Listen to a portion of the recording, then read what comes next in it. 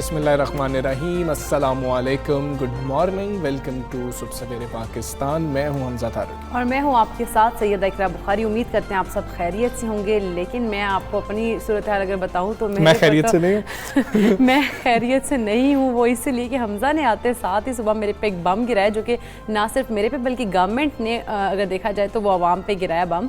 और वो ये है कि पेट्रोल की जो प्राइसेस हैं वो बहुत ज़्यादा इंक्रीज़ हो गई है। 5 रुपये 95 पैसे की समरी भेजी गई थी तकरीबन, लेकिन 10 रुपये और 49 पैसे, 10 रुपये 49 पैसे। मतलब कि गुड मॉर्निंग एक तो हमने आप लोगों को कहा, गवर्नमेंट ने गुड मॉर्निंग कहा पूरे पाकिस्तान को। उन्होंने कहा जी कि 10 रुपये 49 पैसे हम पेट्रोल की जो कीमत है वो बढ़ा चुके हैं, और इकरा इसलिए ज़्यादा परेशान है और आप लोग भी इसलिए ज़्यादा परेशान होंगे। काश टैंकियाँ फुल करवा। हाँ जी, मैं सोच रही थी कि काश मैं करा ही लेती टैंकी फुल गाड़ी की, नहीं तो वो अब तो बिल्कुल ही नहीं, अब तो 10 रुपये ज़्यादा भरने पड़ेंगे। अच्छा जी, पहले कितने का था पेट्रोल इकरा? 127। इकरा ने 2-3 दिन पहले डलवाया तो इकरा को याद है, और अब 137 रुपये 79 पैसे हो चुका है। डीजल की कीमत में 12 रुपये 44 पैसे जो है वो इजाफा कर दिया गया, और इसका तकरीबन 10 रुपये की जो थी तजवीज़ थी जो उगरा की जानिब से समरी इरसाल की गई थी, और वो माशाल्लाह से हुकूमत ने दरिया दिली दिखाते हुए हमजा ने सुबह आके मुझे कहा कि 10 रुपये पेट्रोल की जो प्राइसेस हैं वो कम कर दी हैं। आई वाज लाइक अच्छा ये कैसे हो गया, ये तो बड़ी ज़बरदस्त बात है। तो लेकिन उसने कहा कि ये मैं टॉन्ट कर रहा था, मैं बढ़ गई है। तो फिर मैंने कहा वो अच्छा। तो जी ये सूरत हाल है कि आप लोग को भी उठते साथ, क्योंकि रात गए इंतज़ार करते रहे सब कि अभी नोटिफिकेशन आएगा, अभी नोटिफिकेशन आएगा। नोटिफिकेशन नहीं आया तो कई लोग सोच रहे थे कि शायद हुकूमत सोच रही है कि इसको बरकरार रखा जाए, लेकिन बरकरार रखने का भी नोटिफिकेशन तो आना था। जो नोटिफिकेशन सुबह सुबह आया है उसके मुताबिक हम आपको बता रहे हैं, मिट्टी का जो तेल है वो 10 रुपये 95 पैसे महंगा हो गया, लाइट डीजल 8 रुपये 84 पैसे महंगा हो गया है। अब बात सिर्फ इतनी है कि जो तजवीज़ थी ओगरा की वो पेट्रोल के लिए तकरीबन 6 रुपये थी, लेकिन जो गवर्नमेंट ने बढ़ा दिया है वो तकरीबन 10.5 रुपये जो है वो इजाफा कर दिया है। यानी कि अगर देखा जाए तो हमजा जिस तरह से पेट्रोल की कीमतों में अब इजाफा हुआ है, तो अब जब हम ट्रांसपोर्टेशन की बात कर रहे होंगे, जो कि मतलब पब्लिक ट्रांसपोर्ट है उसकी बात कर रहे होंगे, तो उसके में भी किरायों में इजाफा होगा और हर चीज़ जो है वो महंगी होती हमें दिखाई। अगर अभी भी कोई शख्स कहता है ना कि फ़र्क नहीं पड़ता है, तो उस बंदे को अब बंदा क्या कह सकता है कि यार आम आदमी की ज़िंदगी को बहुत ज़्यादा फ़र्क पड़ता है। शायद आपके रिसोर्सेज इतने हैं, आप इतना कमा रहे हैं कि आपको फ़र्क नहीं पड़ता, लेकिन आम आदमी को बहुत ज़्यादा फ़र्क पड़ता है। लेकिन यहाँ पर ये बात भी नहीं भूलनी चाहिए इकरा के अगर हम आलमी तौर पर कीमतें देखें तो वो भी हिस्ट्री की अगर हम देखें, मतलब कि 2018 के बाद से अब तक की ये बुलंद तरीन सतह पर ये कीमतें हैं। आलमी सतह की भी हम बात कर रहे हैं, सिर्फ गवर्नमेंट के ऊपर हम ये ना कहें कि जी के उन्होंने ये कर दिया है सिर्फ पाकिस्तान। ओवरऑल अगर हम देखें इंटरनेशनल मार्केट में जो पेट्रोल की प्राइसेस हैं वो काफ़ी ज़्यादा इंक्रीज़ भी हुई हैं, और उस लिहाज से कंपैरिजन करते हैं पाकिस्तान का तो वो कहते हैं कि पाकिस्तान में भी उतने उस लिहाज तक या उस अभी तक उस आप कह लें स्टेज तक नहीं गई हैं जो पेट्रोल की प्राइसेस हैं। लेकिन फिर भी इस वक्त जो अगर पेट्रोल की प्राइस पाकिस्तान की बात करें तो अब 137 समथिंग कुछ हो जाएगा, तो उस वजह से जो आम आदमी उसको बहुत ज़्यादा परेशानी का सामना करना पड़ेगा और उसको नुकसान भी बहुत ज़्यादा होगा। हमसे अगर हम रिक्शे वालों की खाली बात कर लेना तो वो मतलब अगर किरायों में फ़ौरन इजाफा करते कहते हैं कि जी इतना महंगा डीजल भी हो गया, पेट्रोल इतना महंगा, LPG के हवाले से वो कहते हैं कि इतनी मतलब महंगी हो गई चीज़ें, हम कैसे अफोर्ड कर सकते हैं, तो वो फिर किरायों में भी इजाफा कर देते हैं। ये अब तमाम सूरत हाल है जो हमने सुबह सुबह आपके साथ शेयर की है, क्योंकि सुबह सुबह ही हम तक। अच्छा, हमजा ने तो ये बुरी खबर शेयर कर दी ना, हम मेरे साथ भी और आप सबके साथ भी, लेकिन मैं एक अच्छी खबर भी आपके साथ शेयर करूँगी। के ऊपर डाल दो, नोटिफिकेशन तो मैंने जारी किया ना। हमजा ने सुबह सुबह आके बताया हम लोगों को। अच्छी खबर बताएं, वो तो इससे मतलब आप ये भूल जाएंगे बात थोड़ी देर, बाकी में ये भूल जाएंगे आप। अच्छी खबर ये है कि अब सऊदी अरब में जो हरमैन शरीफैन में जिस तरह से पाबंदियाँ थी पहले कोविड की वजह से, अब वो पाबंदियाँ तमाम तर ख़त्म कर दी गई और उन्होंने कहा है कि उम्रा ज़ायरीन जो है वो आराम से उम्रा के लिए भी आ सकते हैं, और जो एक लिमिटेड रखी गई थी तादाद वो भी ख़त्म कर दी है।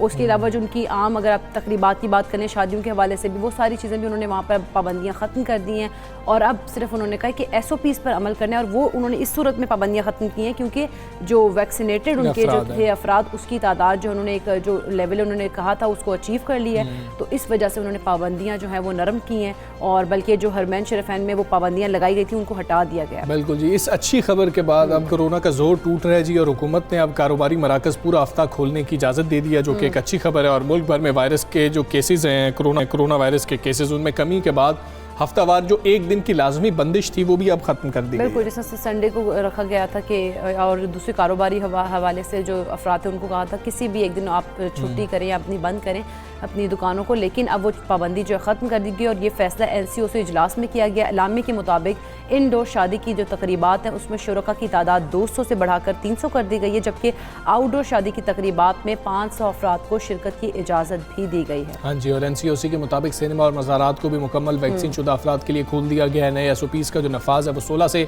31 अक्टूबर तक जारी रहेगा, और 28 अक्टूबर को NCOC इजलास में मौजूदा SOPs पर नज़रसानी भी की जाएगी। बिल्कुल, जबकि अगर NCOC के सरबराह असद उमर की बात करें तो उन्होंने ट्वीट किया है कि सर्वे के मुताबिक 86% अवाम समझते हैं कि कोरोना पर जल्द काबू पा लिया जाएगा, और अवाम के इस एतमाद पर मशकूर हैं। ये ट्वीट किया गया असद उमर साहब की जानिब से, लेकिन ये तभी मुमकिन होगा, उन्होंने कहा, कि जब लोग जल्द अज जल्द वैक्सीन लगवाएंगे, अपने आप को वैक्सीनेट करवाएंगे। बिल्कुल, वरना इकरा सर्दी के साथ कोरोना के फैलाव में इजाफे का खतरा भी है, इस तरफ भी उन्होंने इशारा किया है। हम बात करेंगे पार्लिमानी सेक्रेटरी बराए हेल्थ डॉक्टर नौशा साहिबा इस वक्त हमारे साथ मौजूद हैं। डॉक्टर साहिबा अस्सलाम वालेकुम, गुड मॉर्निंग। डॉक्टर साहिबा, अच्छी खबर है कि अब हमें जो तमाम पाबंदियाँ थीं या सख्तियाँ थीं उनको नरम करना पड़ा, उनको उठाना पड़ा, और केसेस नीचे आ रहे थे, ये बहुत अच्छी बात है। हम अपना टारगेट वैक्सीनेशन का किस हद तक अचीव कर चुके हैं, और आप क्या समझ रही हैं कि हमने चौथी लहर जो है उससे तो बहुत देर से छुटकारा हमें हासिल हुआ, लेकिन सर्दियों में हम देखते हैं कि एक दफ़ा फिर से कहीं केसेस बढ़ तो नहीं जाएंगे, और उसके लिए हमें क्या करना होगा? जी बिल्कुल, देखें इस वक्त मैं समझती हूँ कि हमारे तकरीबन 10 करोड़ के करीब लोग हैं जिनको कम से कम एक डोज जो है वो लग चुकी हुई है, और ये वैक्सीनेशन जो है इस वक्त बड़ी अच्छी हमारी इसके ऊपर स्पीड है कि तकरीबन ऑन एन एवरेज 10 से 11 लाख लोगों को डेली जो है वो वैक्सीनेशन लग रही है। ठीक है, अगर इसी स्पीड पे गए तो इंशाल्लाह ताला जो हमारा हदफ था दिसंबर का कि हम अपनी 70% पॉपुलेशन जो एलिजिबल है उसको अचीव कर लें, तो वो इंशाल्लाह उससे हम उस टारगेट को क्रॉस कर जाएंगे। तो मगर इसके साथ साथ ये भी है कि इस वक्त जो कोरोना की सिचुएशन है, अभी केसेस आ रहे हैं, चाहे 2% पॉजिटिविटी रेशियो है, मगर अभी कोरोना जो है वो हमारे सिस्टम में मौजूद है। तो इसके लिए SOPs पे अमल दरामद करना अभी भी ज़रूरी है कि हम जो बेसिक चीज़ें कि अगर हम पब्लिक गैदरिंग्स में जाएं तो मास्क का इस्तेमाल करें, और बहुत ज़्यादा गैदरिंग्स जो हैं उनको मतलब लिमिटेड रखा जाए, और सोशल डिस्टेंसिंग को अभी भी प्रैक्टिस किया जाए। मगर इससे ज़्यादा ज़रूरी जो है, जैसा कि असद उमर साहब बार बार ताकीद कर रहे हैं कि वैक्सीनेशन जल्द अज जल्द कराएं, क्योंकि ये अब हमारे पास प्रूफ्ड डाटा है कि जिनकी वैक्सीनेशन हुई होती है वो या तो से बच जाते हैं, या अगर कोविड होता भी है तो माइल्ड फॉर्म की डिजीज होती है, हॉस्पिटलाइजेशन भी पड़ती है। ठीक है डॉक्टर साहब, जिस तरह से आपने भी बताया कि 10 करोड़ के करीब जो लोग हैं उनको वैक्सीन की जो है पहली डोज लग चुकी है, लेकिन जो बाकी अफराद रह चुके हैं अभी तक, वो जो कि नहीं इस तरफ आ रहे हैं, कायल नहीं हो पा रहे हैं, उनके लिए क्या किया जाएगा? क्या मजीद सख्तियाँ की जाएंगी उनके लिए, या फिर उनको कोई अब उनके उसके लिए कोई कैंपेन चलाई जाएगी कि वो जो है वो लोग भी अपने आप को वैक्सीनेट करवाने जाएं? देखें जी, जिस तरह से अब हर चीज़ का इस्तेमाल जो है पब्लिक प्लेसेस का, चाहे ट्रांसपोर्ट है, चाहे रेस्टोरेंट्स हैं, चाहे शादी हॉल्स हैं, मार्केट प्लेसेस हैं, हर जगह पे जो है वो वैक्सीनेशन सर्टिफिकेट को कंपलसरी करार दिया गया है। सही। तो अब जाहिर है कि ये एक ज़रूरत बन जाएगी, मैंडेटरी हो जाएगा कि अगर आपने नॉर्मल ज़िंदगी की तरफ वापस आना है, दफातर में जाना है, स्कूल्स में जाना है, अपनी जॉब्स पे जाना है, तो आप वैक्सीनेटेड होने चाहिए। तो ये मैं समझती हूँ कि काफ़ी एक स्ट्रॉन्ग स्टेप है कि अगर हम इसको जिस तरह से चेकिंग शुरू हो रही हैं और सर्टिफिकेट्स को चेक किया जा रहा है, तो लोगों को ऑटोमेटिकली जो है, जैसे मैं जानती हूँ कि एक ट्रैक्टर ट्रॉली वाला था, वो अपनी पूरी फैमिली को लेकर आया वैक्सीन लगवाने, इसलिए कि उनको उसको प्रेफरेंस दिया जा रहा था कि जब तक वो सर्टिफिकेट ना दिखाता। तो इसलिए ये स्टेप्स जो हैं ये ऑलरेडी लिए जा रहे हैं और इसका पॉजिटिव इफेक्ट आ रहा है और लोग अब वैक्सीनेशन की तरफ आ रहे हैं। ठीक है। अच्छा डॉक्टर साहब, एक और अहम मामला है कि फाइज़र अब बड़ी तादाद में पाकिस्तान में लग रही है। लोग थोड़े से परेशान हैं, इस मसले को भी एड्रेस कर दीजिए। वो कहते हैं कि जब हम पहली डोज लगवाने के लिए जाते हैं तो इतने ज़्यादा कह लिया जाए कि हमें बुखार नहीं होता या दर्द नहीं होता, इतने ज़्यादा कोई असरात नहीं होते हैं, सिम्टम्स सामने नहीं आते। लेकिन सेकंड डोज के बाद एक बड़ी तादाद में लोग हैं जो ये कह रहे हैं कि शायद सिम्टम्स ज़्यादा आते हैं, तो वो उसके बाद थोड़े परेशान हो जाते हैं। तो ये थोड़ा सा बता दीजिएगा। जी नहीं, देखें, ये पर्सन टू पर्सन डिपेंड करता है। बाज़ लोगों को पहली डोज के बाद भी होते हैं इफेक्ट्स।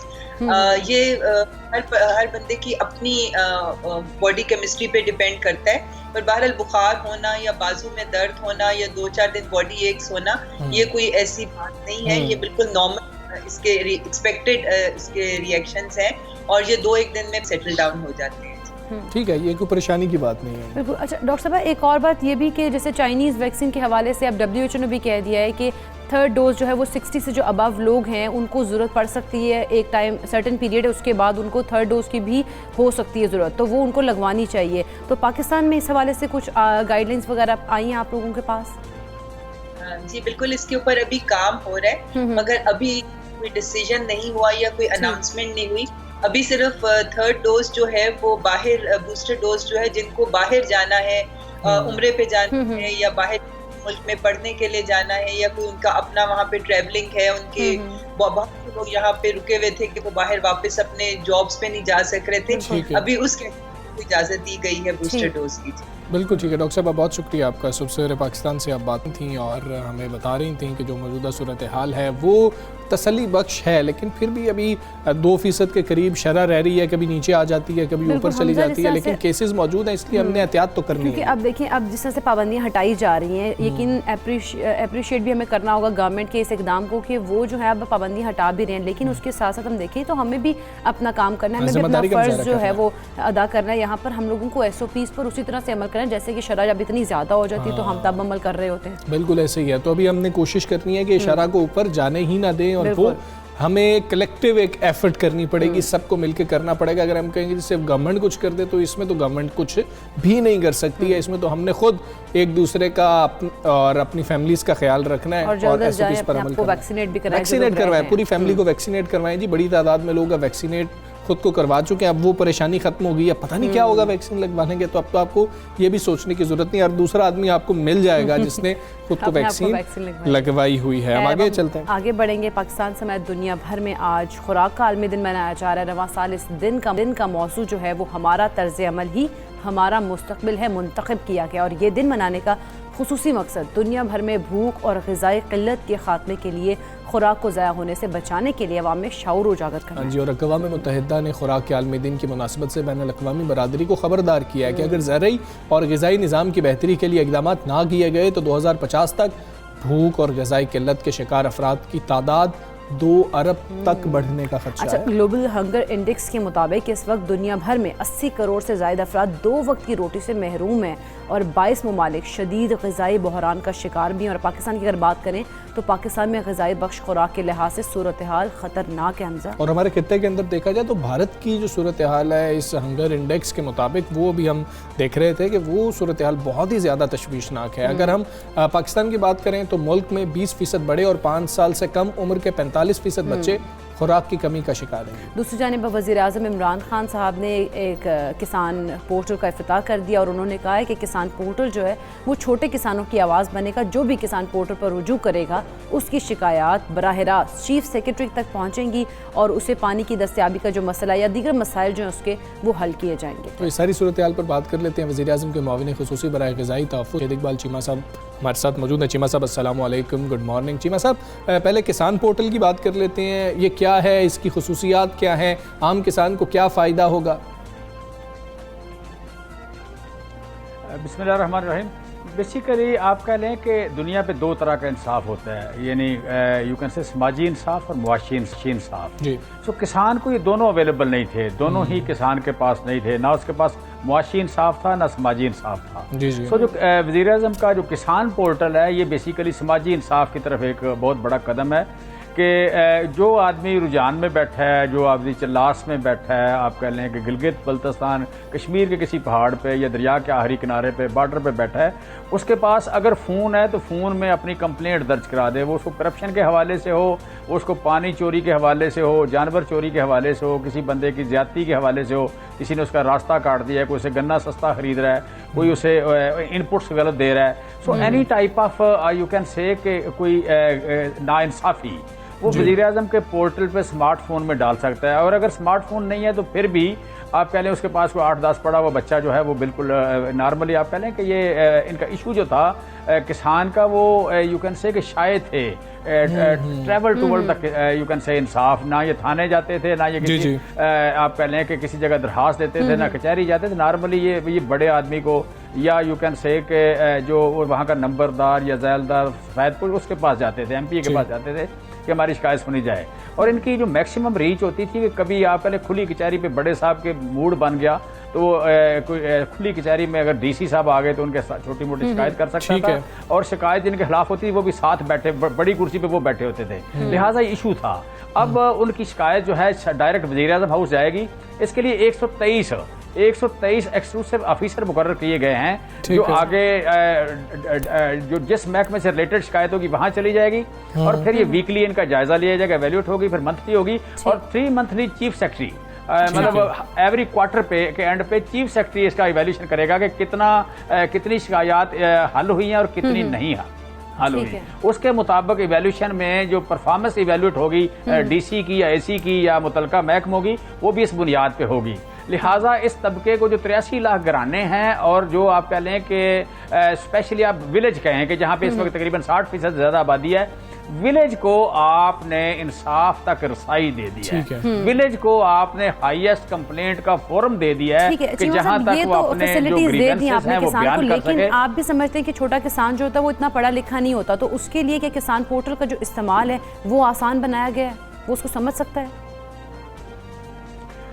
उसके लिए 3 तरह के तरीके। एक तो ये कि वो खुद उसमें फीड कर दे, फीड करेगा तो पहला नाम उसका है जी किसान का, फिर आगे उसके आ जाते हैं जी कि आपके साथ करप्शन हुई है या आपको इनपुट गलत मिले हैं, आपका पानी चोरी हुआ है, उसके खाने बने हुए, जहाँ उसकी कंप्लेंट है वो दर्ज कर दे। दूसरा ये कि अगर उसके पास स्मार्टफोन नहीं है दूसरे फ़ोन पे भी कर सकता है। तीसरा ये कि अपनी एक अर्जी लिखे और जहाँ जहाँ कहीं पोर्टल के मौजूद है, वो तहसील में है, थाने में है, किसी भी जगह है, every you can say platform is bound to enter his application in the portal, और पोर्टल जो है ऑटोमेटिकली वहाँ तक पहुँच जाएगा। सो जो भी उसका करीब 3 अड्डा है वहाँ जाके उसकी कंप्लेंट दर्ज हो जाएगी। वो 4 मील दूर है या 3 मील दूर है, 5 मील दूर है, और वो सारे के सारे पोर्टल उसका आप कह लें इन करने के बाउंड हैं। सो लिहाजा ये मैनुअल भी है और ये आप कह लें कि टेक्नोलॉजी का इस्तेमाल भी है। और ये कोई भी मैट्रिक पास बच्चा, मिडिल पास बच्चा, 5 क्लास से पढ़ा हुआ बच्चा, ये किसी का मुलाजम भी वो कर सकता है, इसमें इशू नहीं है कोई। वेब पे भी कर सकता है और पोर्टल पे भी कर सकता है। ठीक है जी। मतलब वर्ल्ड फूड डे के हवाले से भी बात कर लेते हैं। फूड सिक्योरिटी एक बहुत बड़ा मसला है। हम हमेशा आपसे भी डिस्कस करते हैं कि अब तो जो महज़ब अक़वाम है वो भी फूड सिक्योरिटी को जो है सबसे बड़ा एक खदशा करार दे रही हैं और उस पर बहुत ज़्यादा काम कर रही हैं। पाकिस्तान में भी आप जिस तरह से काम कर रहे हैं वो बताइएगा कि पाकिस्तान में कितनी बेहतरी आई है और हमने क्या मैकेनिज़्म बनाया है कि आवाम ये समझ सकें कि अब शायद खुराक के हवाले से हम कुछ बेहतर काम कर रहे हैं। इसमें थोड़ा सा सब्र से सुनना कि इशू क्या है। नंबर 1 तो इशू ये है कि इस साल मतलब जस्ट आप एग्जांपल सुने कि इस साल कोई 800 मिलियन टन से ग्रेन ज़्यादा पैदा, यू कैन से 2800 मिलियन टन से, यानी चावल, गंदम और मकई तीनों को मिला के 2826 मिलियन टन पैदा हुए हैं। ये तारीख में पहली बार हुआ है। पहले 2770 या 80 थे। सो इतनी ज़्यादा पैदा होने के बावजूद तीनों ग्रेन्स महंगे हो गए, चावल भी महंगे हो गए, गंदम भी महंगी हो गई और मकई बहुत ज़्यादा महंगी हो गई। सो इसका मतलब है कि हो क्या रहा है कि जहाँ जहाँ लोगों की इनकम बढ़ रही है उनकी कंजम्पशन बढ़ रही है। सो दुनिया में जो इनकम बढ़ रही है उसके साथ जो कंजम्पशन बढ़ती है तो अमीर खुराक को पहले खरीद लेता है, उसे महंगी मिले सस्ती मिले वो खरीद लेता है, तो गरीबों के लिए जो आपके अवेलेबिलिटी है और कम हो जाती है। लिहाजा आप कह लें कि रिसेंटली जो पिछले सालों में गरीब मुल्क थे उन्होंने हंगर से बाहर आए हैं। वो 2 एग्जाम्पल हैं, एक ब्राज़ील के प्रेसिडेंट लूला ने हंगर को एरेडिकेट किया और दूसरा हू जिनताओ ने। ये जदीद दौर के जो आप कह लें कि हीरो हैं वो हू जिनताओ और लूला हैं कि जिन्होंने अपने अपने मुल्कों से हंगर को कम किया है। और उसमें जो फेल स्टेट्स हुई हैं उनमें India definitely is one of them. So इस वक्त आप कह रहे हैं कि हम क्या कर रहे हैं, हम इसमें जी दो तीन चीज़ें बड़ी इंपॉर्टेंट हैं। हमारे यहाँ जो ज़राअत है, पुरानी ज़राअत चल रही थी, पुरानी ज़राअत जो आप कह रहे 50s वाली 40s वाली वो चल रही थी। हमारे जो ज़राअत बेसिकली शुरू होती है वो वाटर कंजर्वेशन से, पानी से शुरू होती है और रिसर्च से शुरू होती है। और जो ज़राअत का खात्मा होता है, जो एंड इट्स का पॉइंट है वो है कि आप फूड प्रोसेसिंग कितनी करते हैं, उसकी स्टोरेज और वैल्यू एडिशन और प्रोसेसिंग कितनी करते हैं। हमारी ज़राअत से ये दोनों चीज़ें मिसिंग थी, ना हमारे पास रिसर्च थी और ना हमने वाटर कंजर्वेशन, 1968 के बाद हमने वाटर कंजर्वेशन पे काम नहीं किया, उसके बाद कोई डैम नहीं बना। सो हमारी गवर्नमेंट ने जो दो मिसिंग लिंक थे इसके ज़राअत के, इसका आगाज़ और इसका इख्तिताम, यानी वाटर कंजर्वेशन पाकिस्तान में टोटल वाटर स्टोरेज की कैपेसिटी थी 14 मिलियन एकड़ फिट। 14 मिलियन एकड़ फिट को हम करने जा रहे हैं 25 मिलियन एकड़ फिट। अच्छा, दूसरा ये है कि जो इंडस बेसन है, इंडस बेसन से बाहर जो पानी है वो है 17.8 मिलियन एकड़, ठीक है। 17.8 मिलियन एकड़ आपकी पूरी वाटर स्टोरेज से ज्यादा है। मंगला, तरबेला, बाकी सारों से ये 14 जो है, 14 से ये 17 है। उस 17 को आज तक किसी ने नहीं छेड़ा था। हम वहाँ पे उस पानी को इकट्ठा कर रहे हैं। अभी गोमलजैम डैम एक बना लॉन्च किया हमने और 3 नए डैम जो शुरू हुए इसमें, डेरा इस्माइल खान में, चौदवानजाम, हैदर अली और टांकजाम। मतलब जाम वहाँ दरिया को कहते हैं, दरिया के ऊपर 3 डैम, 3 दरियाओं पे डैम बने। तो इसी तरह 5000 जो है इस बल्कि 5000 सिर्फ केपी में और ओवरऑल बलूचिस्तान पंजाब मिला के 14,970 हम वाटर, छोटे स्मॉल वाटर रिजर्वायर बना रहे हैं कि जितना पहाड़ों से पानी आता है उसको इकट्ठा करके हम उससे ज़राअत करें। मैं परसों एक इफ्ताह करके आया एक जगह पे, मतलब ये एबटाबाद में 5000 फुट की बुलंदी पे, 5000 फुट की बुलंदी पे हमने स्मॉल रिजर्वायर बनाए और उसमें आप कह रहे हैं उसमें 150 कनाल जमीन आबाद की, जिसमें हाई वैल्यू क्रॉप्स हम लगा रहे हैं। तो आप कह लें कि ये जो पानी का एक एक कतरा है इस मुल्क में, उस एक एक कतरे को किसी भी बुलंदी पे जहां वाटर सूट कर, टेम्परेचर सूट करता है, हम इसे कहते हैं यू कैन से कि ये बनाते हैं छोटी क्यारियां, छोटे खेत बनाते हैं अपना पहाड़ों पे, वो डेवलप करके तो हम ज़राअत को एक्सपेंड कर रहे हैं। दूसरा ये कि हम इन्वेस्ट कर रहे हैं रिसर्च पे, और तीसरा ये कि जो आप कह लें इसमें फूड प्रोसेसिंग है उस पर, और फिर एक ये कि मैकेनाइजेशन यहाँ पे नहीं थी इस, और अगर मैकेनाइजेशन ना हो और टेम्परेचर बाहर 40, 45, 46 हो तो वहाँ पे किसान काम नहीं कर सकता। लिहाजा हमने यहाँ पे ट्रैक्टर के अलावा मशीनरी नहीं थी, हमने 56 इम्प्लीमेंट्स पे आधी कीमत पे किसान को दे रहे हैं, जिसमें गोडी करने के, चारा काटने के, चारे को महफूज करने के, तूड़ी बनाने के, फल तोड़ने के, बागों की प्रूनिंग, बागों की जो छदराई है उसको करने में 46 इम्प्लीमेंट, जो मतलब इस पूरी ज़राअत को हम मैकेनिकल कर रहे हैं, मैकेनाइजेशन कर रहे हैं। ठीक है, लेकिन चीमा साहब एक और मसला काम करेंगे, हर अड्डे पे हम प्लीज, एक और मसला भी है कि अगर हम किसान की बात कर रहे हैं, डीएपी खाद की बोरी की बात कर लें 7000 को टच कर रही है, आज डीजल की बात कर लें तो 134 रुपए 48 पैसे का इस वक्त हो चुका है। तो किसान के लिए तो ये भी बड़ी मुश्किलात हैं। डेफिनेटली हैं, बट इसमें आप इसको देखें, इसको दूसरे एंगल से देखें। दुनिया में डीएपी उस वक्त महंगी हुई है, या आप कह रहे इनपुट उस वक्त महंगे होते हैं जब दुनिया में कमोडिटी की प्राइस बढ़ती है। इस वक्त अगर आप देखें तो ऑयल सीड में तकरीबन 130% कीमत बढ़ गई। इसमें देखें अगर मकई में, या मकई 95% बढ़ गई, गंदम जो है 40% बढ़ गई, बाकी चीज़ें बढ़ गई। जब किसान की इनकम बढ़ती है तो खाद ज़्यादा डालता है, खाद ज़्यादा डालता है तो खाद महंगी होती है। सो हुई है, हम उस वक्त 24 अरब रुपए की सब्सिडी दे रहे हैं, लेकिन इसके बावजूद बरल खाद महंगी है। जो हमारी यूरिया लोकल प्रोडक्शन थी महंगी नहीं हुई, डीएपी जो इंपोर्ट करते थे वो महंगी हुई। लेकिन आप ये देखें, किसान को मोटिवेट होना बड़ा जरूरी है। आपके चैनल के तवज्जुह से मैं कहना चाहूंगा कि उसकी खाद की कीमत 3000 या 3500 रुपए पर एकड़ उसकी कास्ट बढ़ गई, लेकिन उसकी जो प्रोडक्शन है वो उसकी 30,000 रुपए पर एकड़ बढ़ गई। लिहाजा वो 30,000 को देखे, सामने रख के चले, वो 3,000 को सामने रख के डिमोटिवेट हो जाएगा। लेकिन चीमा साहब मसला यह है कि पाकिस्तान में ज्यादा तादाद में छोटे काश्तकार हैं, छोटे किसान हैं। ये बड़े किसान तो सोच सकते हैं, छोटे किसान के लिए बहरहाल ये एक प्रॉब्लम रहेगा। बहुत शुक्रिया आपका, सुबह सवेरे पाकिस्तान से आप बात कर, उनकी गुफ्तगू आपने मुलाजा की है चीमा साहब की। हम एक ब्रेक लेते हैं, ब्रेक के बाद वापस आएंगे।